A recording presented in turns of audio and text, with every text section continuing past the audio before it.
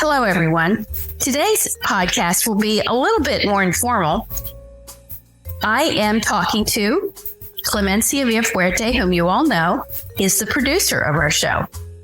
And we're going to get to know her a little bit and know what she's been doing professionally and her education. And maybe there will be some information in here that will help some of you. And I just felt like it was time that everyone got to know Clemencia. So Clemencia, tell us about yourself. All right.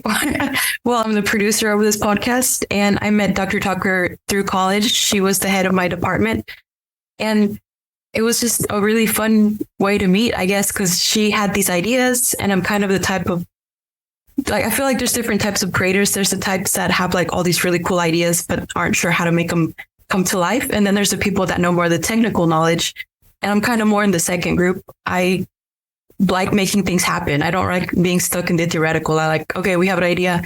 This is how we're going to make it happen. And so I met her and she had all these ideas, and it was fun to try all kinds of different things and make them come about. And this podcast was one of them. And it's been fun so far. So yes, of course, when we started, I didn't have a clue what I was doing. And really, without you, I don't know that this thing would even exist. And I'm not saying that to be nice. I mean it from the bottom of my heart, because I can push a button and that's about it. So Clemencia was able to, when we were first starting, to set up the microphones and help with the sound. And then of course, to do the editing. And you use Audition to do that. And we fortunately had a lab where she could start, but she does that at home now. And I have to say that at one point I tried to do Audition, and she was so patient with me. And I just realized it was going to take me way too long. 5 times as long as it took her to do the editing. So we worked out something else with that. And it is because she was talking about the creativity and the people have the skills. And I think she has both, because a lot of people think they have the creativity, but if they don't have the skills to get it to work, the creativity, it's nice, but it's the hours you spend learning your craft that make the difference. And so, have you always lived in this area? No, my family's from Mexico. So I was actually born in Mexico. We came here when I was a little child, and then I grew up in Dalton. Okay. And I feel like they like Dalton because it's very similar to our hometown back in Mexico. The valley, kind of mountainous, and then very green. Again. But yeah, it's a nice little community. I like it. It has a little bit of everything.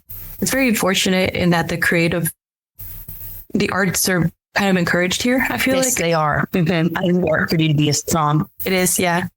And you went to Northwest Whitfield High School? Yes, I did. Okay. And what did you study there? Oh, man. So when I went into high school, I didn't really know what I wanted to study. I actually went to Dalton Middle, and then I transferred just in time for high school. So I was kind of that like weird, I don't have any friends and I'm quiet. So it's going to be a weird environment. So I didn't have any preferences. I told them they could put me wherever, and they threw me in drama. And that was a weird match because even though I am quiet, I liked Shakespeare. I liked the more Shakespeare kind of like traditional theater kind of things. And I liked the behind the scenes things a lot. I liked helping backstage. So I did fit into drama club, but I'm not like the theater kid most people probably think of. You know what I mean? Yeah. Yeah. So I would, I would compete for theater or like literary meet if it came to writing. So I do like to write. Okay. And I would do Shakespeare monologues, which a lot of people don't like, but I did. Which one did you do? I did Viola at one point, and then another time I did Rosalind. Okay. Yeah, it was fun. I really liked it. I really like Shakespeare. That's neat. Yeah, that's something I didn't know about you. Yeah. Well, I am shy, I guess, in that I don't know what to say when it comes to myself. Like right now, I'm trying to think of things that are interesting. But when it's a script, I can kind of just lean into the character. I don't have to think for myself, if that makes sense. Mm-hmm. So I really, and Shakespeare characters are so like well thought out, so detailed. So it was really fun. Yeah, he kind of knew what he was doing, I think. It'd be nice a little bit for any of us 400 years later to be still reading it and performing it. Yeah, there's that. So you also got into, was it production? Did they have audiovisual production there? Yes, they did. They had it with Mr. Maynard, Dwayne Maynard, who's a great teacher. And initially I took it because it just seemed fun. That kind of is the theme with me, where if something is fun, I'll try it. I'd not put much thought into it. But then as I did different things, I realized, okay, this is something I'm actually good at. And yeah, I just kind of stuck to that. Mm-hmm. And then I met Mr. Ryan Reese, who was also in this podcast. So I feel like because of the two of them, I ended up sticking to film. It really was, it was just a chance meeting. Because I finishing high school, I was always a top student, but I didn't see myself going to college. Yeah. So I was like, well, I don't really know. And I knew that I was good at film production, but I was like always on I saw it as something that you don't need a degree for. I was like, I could just go out there and start working now. But they kind of convinced me like, well, it's better to just go ahead and get a bachelor's at least. And then Dalton State, of course, has the Georgia Film Academy. So they did convince me like it's better to get a formal education before jumping straight in. And I'm glad that I did, because having learned more post-production, I think it opened up a whole world of opportunities versus if I had just stuck to being on set. It really suits me more, I think, post-production. Right. Mm-hmm. And so, I wanted to have you talk some about the Film Academy, because it's kind of the best kept secret that this exists in the state and what it is, and that Dalton State has a program with it. I meet a lot of people like, oh, y'all are into that? It's like, yes, you can go there from Dalton State, and it's very good if you want to learn and work in the industry. So when did you start going to the Film Academy? Do you remember the year? I think 2019. Okay. The pandemic had just started. Yeah. I know that because it was through Zoom, my first class. Oh, no. Okay. Yeah. I did have the onset class. Uh-huh. So I had like the class where they teach you a little bit about every department, and then the pandemic started. So my first editing class was through Zoom. Okay. So that was interesting. Yes, that is interesting. Yes, that was really disruptive, the Film Academy, because about that time they were really getting underway, and it was just, So, so you took the production course, or the intro to production course, but then you took a post-production course. You took Avid. Yes. So the way they have it structured is that you can choose specifically what path you want to go down. Uh-huh. So the first class is kind of just an introduction. They teach you a little bit about every other department. And then after that, you take specialty courses. And that's when you decide, okay, I would like to be on set, where I chose, I wanted to be post-production, which is more editing. And after everything has been filmed, you put it together, make it look good and sound good. The only thing is now, a couple of years ago, they changed it so that you have to decide from the very beginning. Yeah. And I spoke with a student the other day. She wanted to do both. And I said, you can't. Well, you can, but you just have to do it. You have to do it one after the other instead of, you can't do it at the same time. So, and Dalton State would only cover for your first 3 classes. Yeah. So that's the other thing I have to tell people is this financial aid issue. You may have to pay for it yourself. Yeah, but I can relate to that because film is just that medium. I think the reason I gravitated towards it so much is that it's a mixture of all kinds of different art forms. Right. So I understand, like you don't want to be kind of trapped in one specific department. I think that's something a lot of film kids can relate to. They're like, I like to draw and I like to write and I like to get hands on and I like to sometimes act. And so everyone wants to do a little bit of everything else. And film is one of those mediums where you can really get immersed in your project. I think that's the difference with those who want to go into like make making their own independent films, they would get to do everything. Like I spoke with Sarah Wood last week, and she's an independent filmmaker. And she's an editor. She gets to do a lot of things. But if you were going to go work for one of the big companies down in Atlanta, you pretty much do what you're in a certain field. Yeah. You have to be specialized. Mm-hmm. So, okay. So you took the first course, and then you took the Avid course. And then what did you take? And then I took sound production. Sound production. Okay. Which is also Avid. Yeah. And that's what you've been doing with podcast. And but are you using Avid at your job now? No. So I'm sure you like Aaron, you know how he can play a bunch of different instruments? Yes. Depending on what he needs to play. I'm kind of that way with softwares. So back in high school, I learned all about Adobe with Maynard. He taught me how to use Premiere, and I got more hands-on. And then I work with photographers in the area as well. And they like to use Final Cut just because it's faster. And then, of course, I took the certification classes back in Atlanta to get used to Avid. So I can kind of bounce around from program to program. Mm-hmm. And that's kind of something that I've been really blessed to be able to figure it out. I like to think of it as like driving a car where there's different makes and models, but you can understand the general concept. So yeah, I haven't used Avid lately. I've been using Audition because that's how we started the podcast. But if I had to, I could switch over to like Logic, which is the Apple version. But yeah. Do you, you're working at a TV station now. What do you use? I am. We use Final Cut because it's faster. Okay. Got a time crunch. Oh, that's interesting. Okay. Mm-hmm. So going to the Film Academy, what would you say to a young person about that who's interested in film? I would say take advantage of it because the teachers are people that have been in the industry. So they have a lot of connections. Mm-hmm. So it really kind of comes down to your work ethic and character.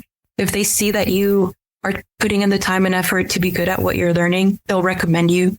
I always get I used to get emails from the teachers and be like, hey, there's this opportunity. They're looking for such and such. And they would send me the contact info, which is, of course, super beneficial because networking is everything in post-production. So, right. Yeah, if you just show up to class and take it, then they're not going to be as confident recommending you, of course. But yeah. So it's a good networking opportunity. And of course, it's also just great to be able to have hands-on experience because you can learn all the technical things theoretically. But once you actually get to use the equipment, that's when you're like, okay, I feel more confident in my abilities. Mm-hmm. Listeners, I love doing this podcast. I hope deeply that you also enjoy listening. As we bring this content free of charge, I have some requests that will help it continue. We have exceeded 2,000 listens for the 24 guests and 30 episodes. That doesn't include the YouTube listens. And none of it would have happened without Clemencia Villafuerte, our producer. I have to say that. I depend on her a great deal. In some ways, that number's great because I don't do much advertising or promotion. I depend on listeners to repost on social media and for the guests to post the links on their websites. On the other hand, it's really pretty low as the podcast world goes. Really, really low. So I can't monetize it, at least not yet. That's good and bad. You all don't have to listen to random commercials about who knows what. Yay! And I don't have any financial help. Boo. So here are the asks as the trendy people say now. I'm not sure what was wrong with the word requests, but number one, keep telling folks about this podcast. Even if it's just one that you particularly cared for, tell them about that one and they might get interested in the others. Of course, keep listening.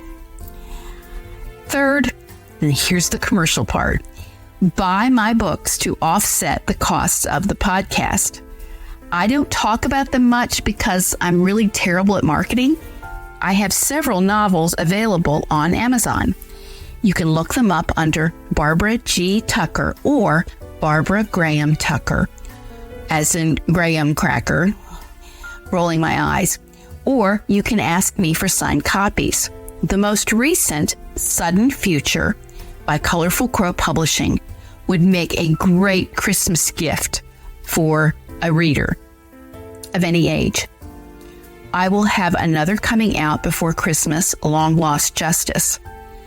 Others are Bringing Abundance Back, which I call the Southern Chick Lit book, Long Lost Family, a not-so-cozy mystery, Long Lost Promise, even less cozy. I haven't figured out how murders can be cozy. And The Unexpected Christmas Visitors, a story about refugees. All are on Kindle, too. Also, I have short Bible studies. I'm not at the GoFundMe point yet. Finally, buy the books of the folks I've interviewed here or will. Luke Manjay of Ginseng Diggers, Becky Woolley, Ray Atkins, Kami Ballantyne, Devereaux Shivington Stebbins, Susan Kirkland, Renee Winchester, Carly Land, David Cady, Millicent Flake, Noah Knox Marshall, and Amber Nagel. You are a person interested in the artistic community of Chattanooga, Northwest Georgia, and beyond. Help them out. Thank you for listening to this commercial.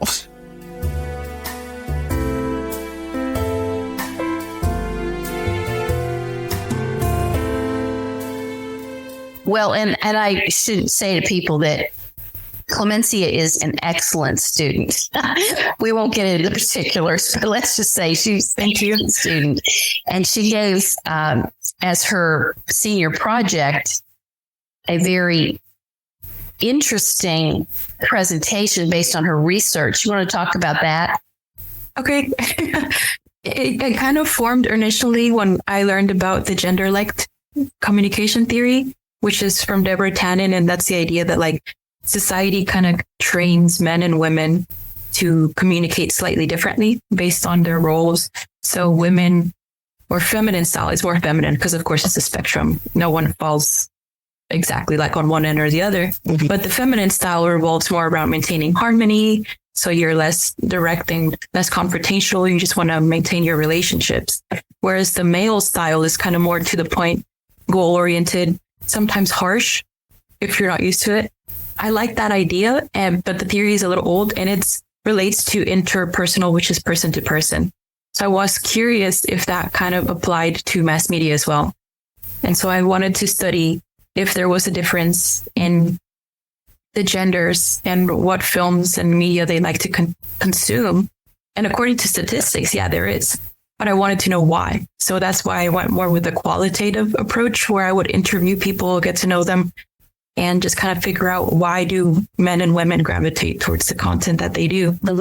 And I chose to focus on action movies because that's one of the top grossing film genres, but also it just is mostly male consumers.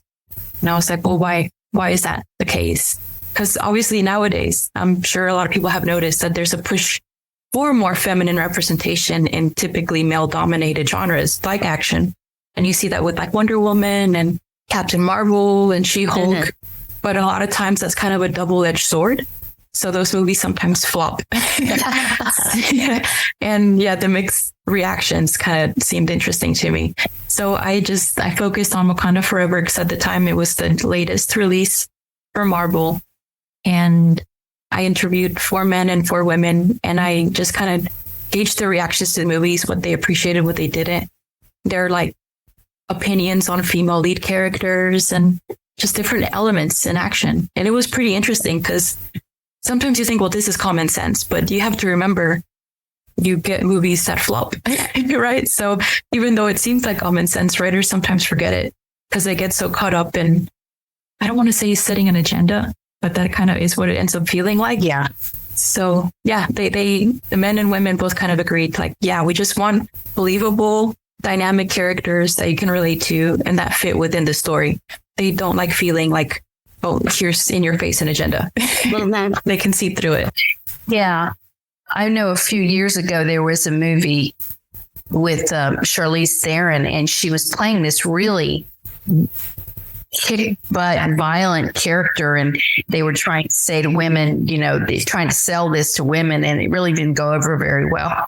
Right. And it may have been though because of her image reputation already. I mean, she's a beautiful woman, and maybe they just weren't buying her. Sometimes that happens as well. It's and I believe in your study you showed them clips, right? Of them. Yes, movies. I had the participants watch Wakanda Forever, and then I interviewed them after watching it. Okay, it had to be within the month so that they wouldn't forget it. Yeah. I think there's a lot that goes into why we like certain movies and why we don't like certain movies too, though. I don't think it's not really a gender thing, right? One factor thing. Right. Because there's movies I like that are guy movies, and most female movies I'm like, whatever. Interesting. Yeah, but see, it's kind of interesting that in your mind there is male and female movies, right? So it's kind of like we have these ideas in our minds of what a genre should be. Mm-hmm. And we have these expectations. And so when those expectations are flipped, depending on how it's done, we can either really like it or just be completely against it. Yeah. And so I guess my thing would be this summer, there were two big movies, and I went to see Oppenheimer. I haven't seen Barbie yet. And I grew up when Barbie dolls started coming into the country. And so that's been my whole life. And it's like, I think I'll go see Barbie. No, I don't have time for that. Oh, really? Yeah. I just, I got to take care of the dogs. Would you like Oppenheimer? Yeah, I loved Oppenheimer. Was good. Yeah, it was a little hard to follow sometimes, but that's the way Nolan does movies. They're not linear at all. This was really not linear. You had to really figure out what decade you were in. Did you see it? Yeah, I watched them, the combination just to see the two. Yeah. Did you like Oppenheimer? I did. I don't know it. I think having watched it right after Barbie though. that would be a bit much. Yeah. Yeah. Yeah. I think one example is the movie Dune. Of course, I read the book written not too long, about a year before that, because I'd always heard it was great and you're supposed to read it. And I was trying to read more science fiction for my own understanding. And I just thought it was brilliant. I thought Dune was, but it's kind of a guy thing. I don't, more of a guy story, but it has strong female characters in it though. I thought it was great. I'll go see it the second part when it comes out, if it hasn't come out yet. So, yeah, I thought your presentation was so beautifully done too, and we were very proud of you. So, thank you.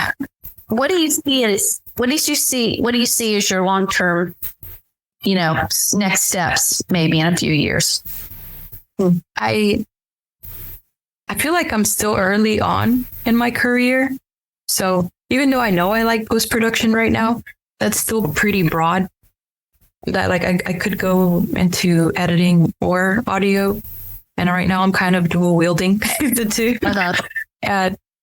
But I think long term, for a lot of film kids, the goal is to make their own movie. Right. So I would like to do that. Yeah, eventually. So I do write scripts here and there, but I'm not really confident enough to submit them yet. But yeah, I'm kind of seeing this as I want to get my bearings and have a good career and network. And then maybe someday I'll be able to make my own movie, which would be cool. Yeah. Well, you want to give yourself time. You don't want to run into it and not really produce what you want to produce, I think. Yeah. That's true.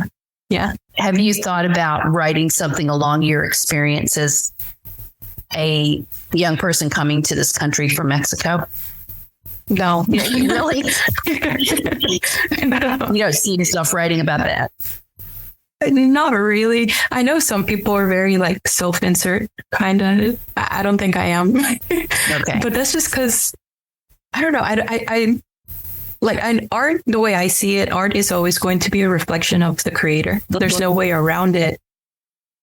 but I don't want to like consciously do that. Okay.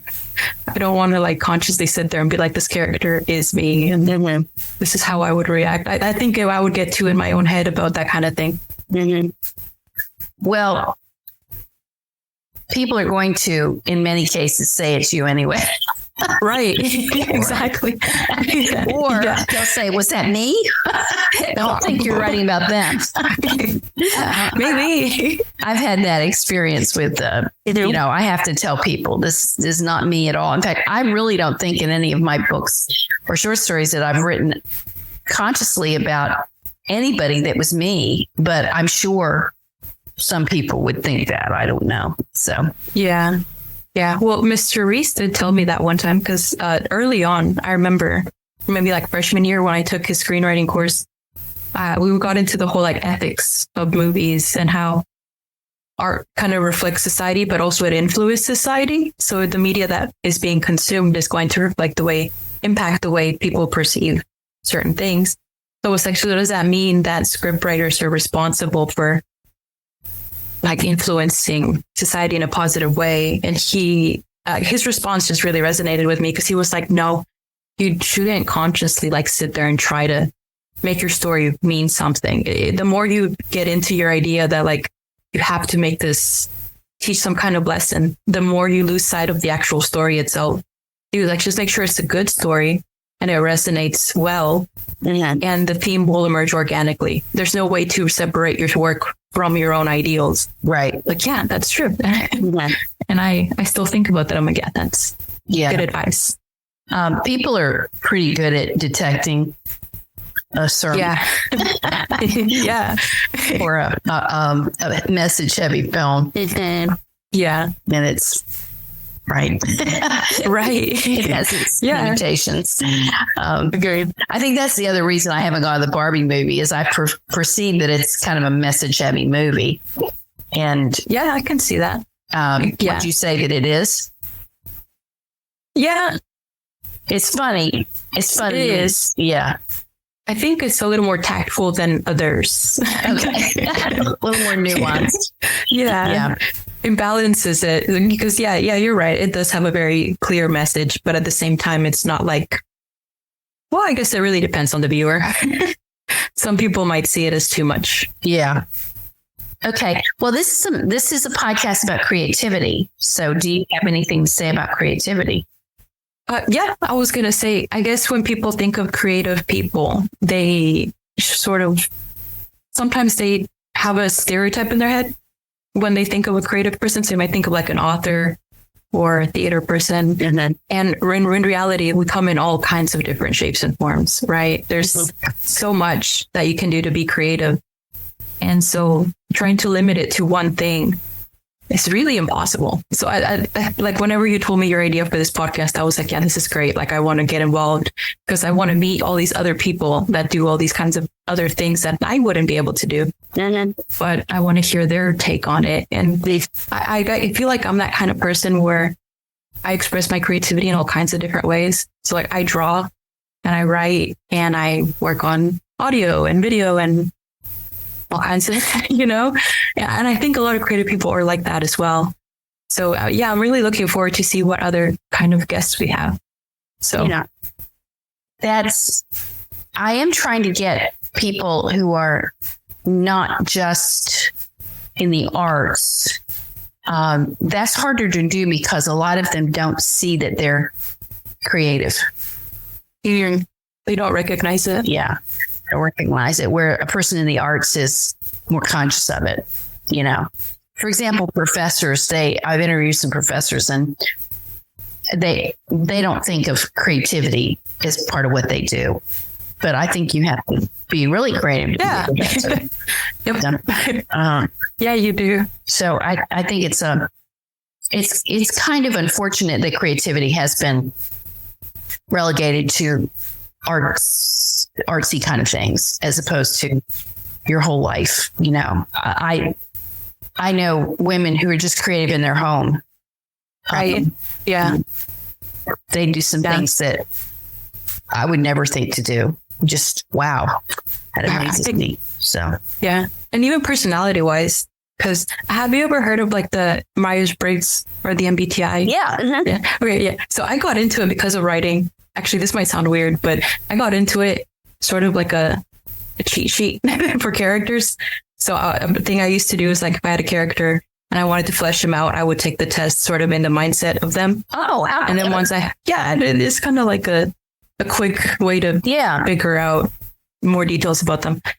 But I have kind of noticed that people that are more in the sort of feeler dimension recognize their creativity, and a lot of people that are more technical, they're like, well, I'm not creative. I'm goal oriented. I don't see that because I am more technical. I think I'm like an ISTP or something, and people probably wouldn't think of us as creative, but yeah, you can be creative in all kinds of different ways. Yeah, that's an example because I think most from a Myers-Briggs, the I tends to be the creative people.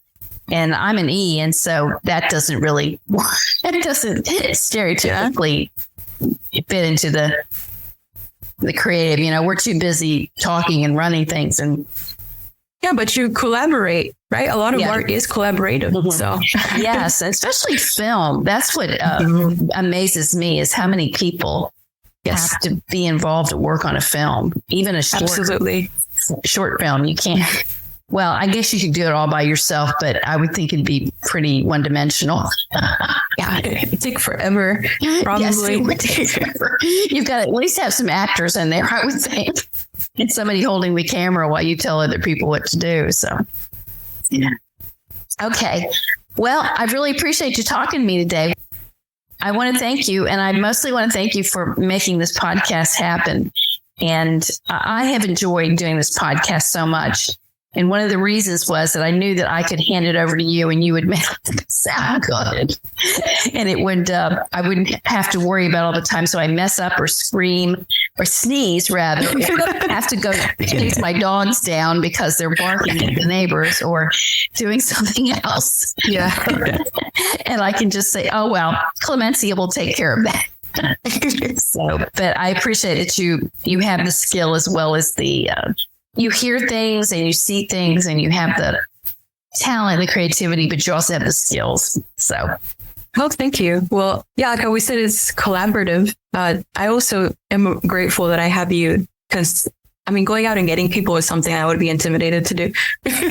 You know, you just know so many creative people. Right. And well, I meet them. I just run up, you know, at writers' things or whatever, like the lady, Amanda Haley, who was an archaeologist. She was sitting next to me at a table and I said, okay, you're going to be on my podcast. You know, I mean, how many archaeologists do you meet? Not So, and the last lady, Kate Rudder, she was an anthropologist. And that's really cool. How many of those do you meet? So I just am fortunate to meet people. And I think I'll ask them, you know. Yeah. Because to keep having interesting people, because there are a lot of interesting people. All right. Well, thanks again. Have a great day. Thank you for having me. You too. Bye. Bye-bye.